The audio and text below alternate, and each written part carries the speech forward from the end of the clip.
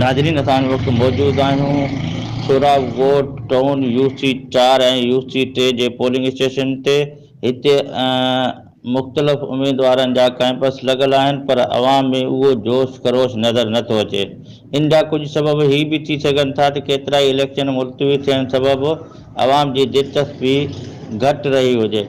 ऐं उन खां अलावा हिते मुख़्तलिफ़ उम्मीदवारनि जो चवणु हो त पोलिंग जो जेको अमल आहे उहो 1 घंटो ताख़ीर सां शुरू कयो वियो।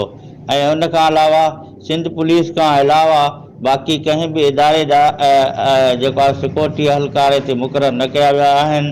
ऐं उन खां अलावा ख़ासि तौर सां जमायत इस्लामी खे शिकायत रही आहे ऐं उन्हनि इल्ज़ाम हणींदे ॿुधायो आहे त हिते जेको आहे सो पोलिंग जे अंदरि गैर मुतलका माण्हुनि जी दाख़िला ते को बि पाबंदी न आहे, छो त हितां जो पुलिस ऐं इलेक्शन अमलो ऐं सरकारी मशीनरी सां गॾु आहे।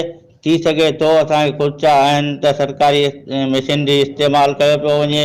इन हवाले सां केतिरनि उम्मीदवारनि जेको आहे सो इहे शिकायतूं पिणु कयूं आहिनि। Mir Aligarh Baloch, GPC news, Karachi.